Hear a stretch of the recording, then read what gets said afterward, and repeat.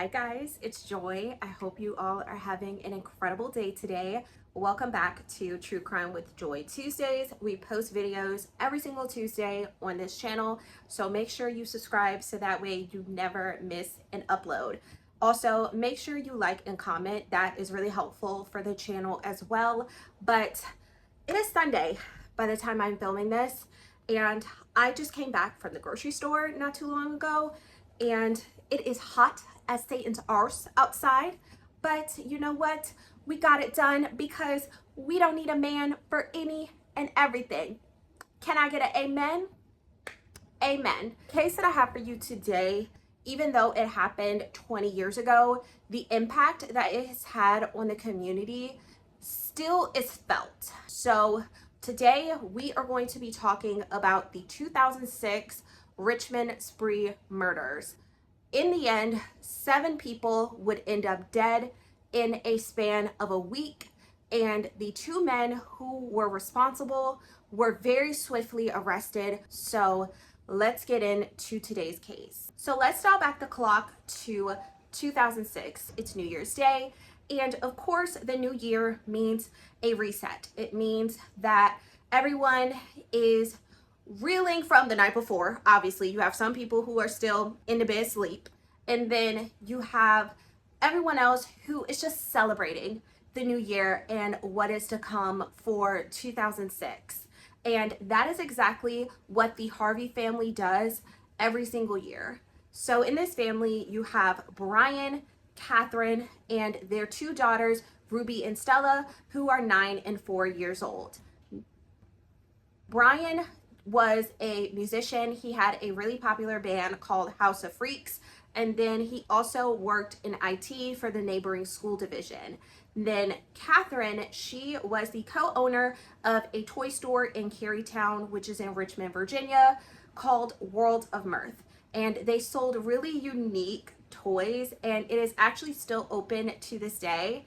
And Ruby and Stella were in Richmond City Public Schools. Now, this family was very beloved. They were very well respected, and everyone remembered them just being a beautiful couple, and they truly loved to immerse themselves in their community. And on this day, New Year's Day 2006, they were inviting friends over to their house to celebrate the new year together. And one man, who we will call John, he is walking to the Harvey family home in the Woodland Heights neighborhood, and he notices that there is smoke coming from the Harvey family home, and he immediately knows that something is wrong. So he calls 911, and Richmond Fire and EMS, they respond to the scene. Now, they are very quickly able to put out this fire. However, when they get inside, they get downstairs to the basement, and what they see is something that had your most seasoned firefighters and police detectives visibly sobbing at the scene. Inside of the basement were the bodies of the entire Harvey family. Now, this case is brutal, but it is clearly evident that a homicide took place inside of this home. And investigators were able to determine that the Harveys were killed before the fire was started, and the fire was a way for the suspect or suspects to try to eliminate any evidence. Investigators were all hands on deck with this investigation. They knew that this was a family that was beloved, that was well respected, and everyone had their eyes on the news trying to get any updates they could on this case, because any and everyone in this community wanted justice for the Harvey family. Now, at the scene, detectives are canvassing and trying to figure out what the motive could be here. Now, they very quickly realized that the door was left ajar, and they believed that that was how the killer or killers got in. The scene looked very confusing to investigators because their first thought was that this was a robbery that went wrong. However, very little from the home was taken. One of the Harveys' wedding bands was stolen. Their laptop was stolen. However, mostly everything inside of the home remained untouched. The medical examiner was able to determine that Brian and Catherine died from blunt force trauma, and Stella died from smoke inhalation and blunt force trauma, and little Ruby died from a stab wound to her back, and it punctured her lung. So now it's January 6th, and this is 5 days after the Harvey family was murdered, and the neighboring police department in Chesterfield County receive a call from a woman who we will call Lydia. Now, Lydia told officers that she was concerned because her daughter's friend, 21-year-old Ashley Baskerville, had not been seen or heard from since earlier that day. And Ashley was in the company of two men, 28-year-old Ricky Gray and 28-year-old Ray Dandridge. There is a lot of differing reports on the relationship between Ricky, Ray, and Ashley. Ricky and Ray are uncle and nephew. Ray is Ricky's nephew, and it was reported that Ashley was originally in a relationship with Ray, and then she and Ray broke up, and she ended up forming a relationship with Ricky, and Ricky was indeed her current boyfriend. Now, apparently, while they were in Lydia's home, a conversation could be heard between the three of them, and they were talking about how they were in need of some cash. They decided to hatch up this plan where they would fake kidnap Ashley and tie her up, and they would demand ransom money from Ashley's mother, Mary, and Ashley's stepfather, Purcell. Now, Lydia's daughter is present when this conversation is happening, and she's like, hell no.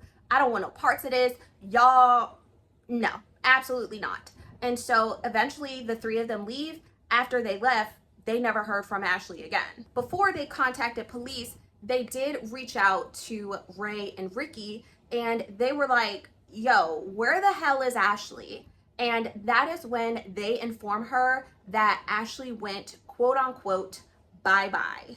So they are shaking in their boots right now, these two women. So they obviously reach out to police, and that is how we got to this point. So police immediately go to the Baskerville-Tucker family's home on East Broad Rock Road. Now, when they get inside, they discover all three bodies of the Baskerville-Tucker family. Ashley was found gagged and bound with tape, and Purcell and Mary had their throats cut. The three had suffocated due to the layers of duct tape that were wrapped around their heads, and Ashley had a plastic bag wrapped around her head that was secured with duct tape. Mary and Purcell were a hardworking couple. Mary was very active in her church. She worked at the laundromat, and Purcell was a good man. Even though he was not Ashley's father, he was a strong father figure in her life. He had ground rules, and he made it clear to her that, hey, just because I'm your stepfather doesn't mean that you can just do any and everything you want to do. You still have rules that you need to follow when you live in this home. And that did cause a little bit of rift in the family. He was doing any and everything he could to provide for this family. The medical examiner is actively working on the Baskerville-Tuckers to determine their cause of death, and he notices that Ashley Baskerville is wearing a wedding band on her hand. And when taking a closer look, the medical examiner discovers that there are initials engraved in the band. It is the initials of Brian Harvey. This was shocking because investigators knew that they had a murder in Richmond, and then in the neighboring Richmond, Chesterfield County area, they have a triple murder over there. And investigators were shocked to learn that all 7 of these victims were connected. They realized that they had a spree killer or killers on their hands. Now, this created a lot of fear in the community because 7 people are dead, and the killer or killers is out on the loose somewhere. No one knows where these individuals could strike because it sounds like they have this burglary robbery motive, and any and everybody is a target. And very quickly, after talking with the two witnesses and realizing that Ashley is wearing one of the Harvey's wedding bands, they are very quickly able to determine that Ashley Baskerville was indeed involved in the Harvey family murders, and she served as a lookout driver while Ricky Gray and Ray Dandridge went inside of the home and killed the Harveys. They came up with this plan to fake a kidnapping involving Ashley, and they were demanding ransom money from Mary and Purcell, and things went awry. The Baskerville-Tuckers ended up getting murdered, and Ricky and Ray realized that Ashley knew too much and they had to get rid of her as well. So now the big question is, where the hell are Ricky and Ray? They realized that Purcell's Chevy Blazer had been stolen, and a tip came in and said that they saw this said Chevy Blazer in Philadelphia. So investigators and the U.S. Marshals, SWAT, all of the things, they went to Philadelphia. They find the Chevy Blazer, and in Ray Dandridge's father's home, they find Ray and Ricky. Both men are arrested without incident, and they get extradited back to Richmond to face their crimes for the Baskerville-Tucker murders and the Harvey family murders. So now Ricky and Ray are facing detectives in interrogation, and they expected them to immediately lawyer up. They did not expect these men to talk. However, they started talking. In a 3-page confession, Ricky admitted that he killed the Harveys. He killed them with a kitchen knife and a claw hammer, and he also said, quote, "I don't believe sorry is strong enough. None of this was necessary." He also admitted to murdering his wife, Treva Gray, and attacking a man by the name of Ryan Carey just a few weeks before the 2006 murder sprees. He did also admit that he was an accomplice in the Baskerville-Tucker murders. Now, let's talk about Treva Gray. I feel like her story is often missed in this whole scenario, and I want to make sure that she is never forgotten. Treva Gray grew up in Washington County, Pennsylvania. She obtained her GED, and she followed her mom, who moved to Alexandria, Virginia, and worked at the U.S. Patent and Trademark Office. She did zigzag between periods as a good mother and ambitious. However, she was struggling with addiction. Her mom said she would always land a good job and work her way up, but not for long with the depression, and that it was a bad lifestyle. Now, eventually Treva and her family moved back to Washington County, Pennsylvania, and they get their own house, and then Treva has her own house that she is staying in along with her children. Now, to the shock of Treva's family, they learned that Treva had met and married a man by the name of Ricky Gray. They were pen pals while Ricky was serving time in prison, and after he was released, the two very quickly got married, and they are now seeing Ricky living in Treva's home. And they do not like this man. This man is just not the vibe. They think that something is not right, and they learn that Ricky has very controlling tendencies. And very quickly, Treva realized that this was a mistake and that she wants out of this marriage. And that turning point came when Ray Dandridge came to live with Treva and Ricky. Now, like I said, Ray was Ricky's nephew, and so he basically told Treva, hey, this is my nephew, he's gonna be living with us, and that's just what it is. Ray, who did a podcast episode, which I will link down below in the comments, he spoke to a podcaster and said that Ricky was very quickly plotting on Treva, and at this time it is between October and November of 2005, and he learns that Ricky has this plan to kill Treva for some money. And Ray's thinking like, ain't no way. Because these two were thick as thieves. These two would commit various crimes together, especially burglaries and robberies. And Ray basically was told by Ricky that this is what's gonna happen, and it's just gonna have to be it. A little before the holidays, Ricky and Ray go into Treva's bedroom and they beat her to death. They dispose of her body, and when Treva turns up missing, they're acting like they're this concerned husband and this concerned distant relative. And Treva's family is like, there's no way.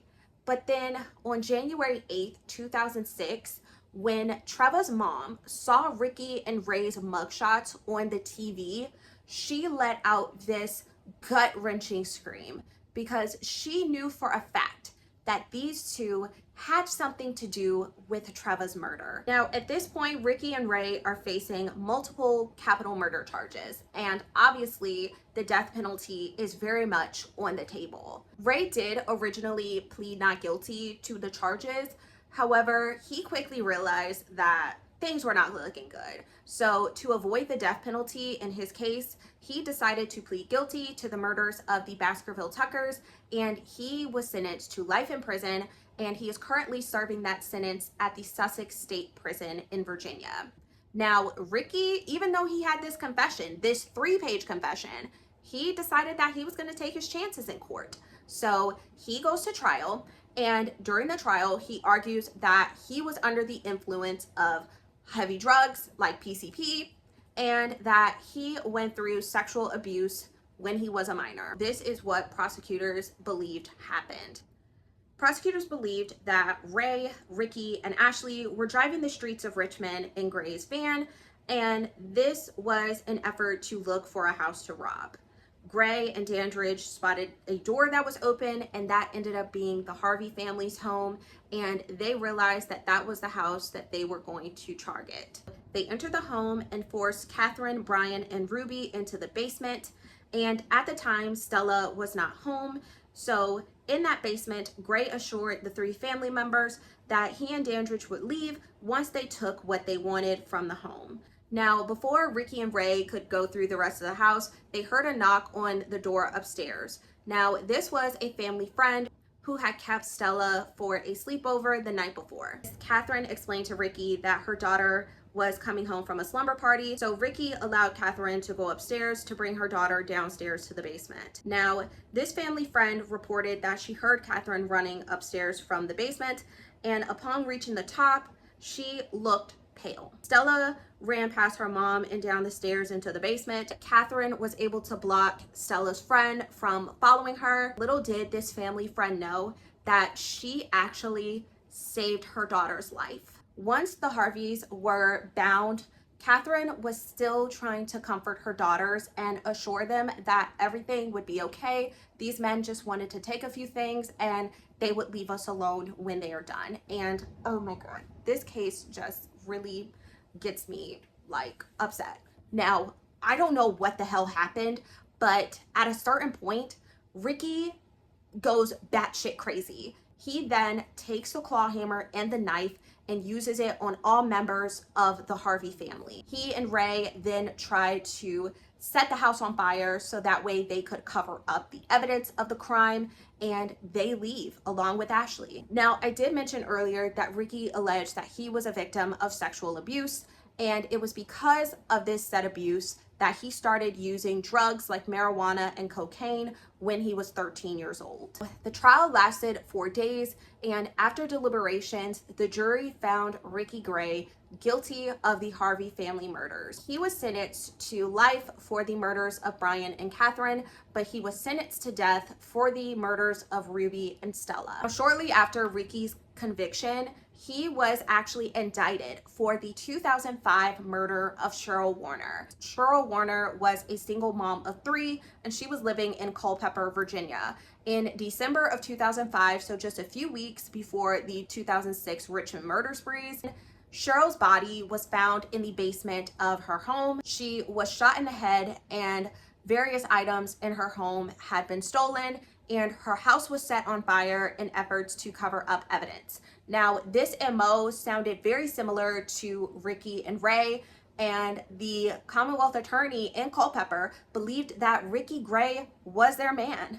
Ricky pleaded not guilty to those charges. However, just before his trial in 2008, those charges against him in relation to the murder of Cheryl Warner were dropped. Ricky obviously was trying to appeal his death row conviction. He tried to get clemency from then Governor Terry McAuliffe, and he tried to say that he was a changed man. He was under the influence of drugs when he committed these murders, but he found God and that he was trying to get right with the Lord. However, that clemency request was not granted.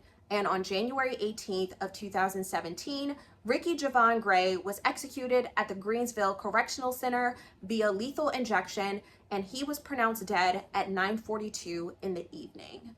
This crime spree was absolutely horrific, and to this day, the community is still very shook by this. The legacy of the Harvey family still lives on.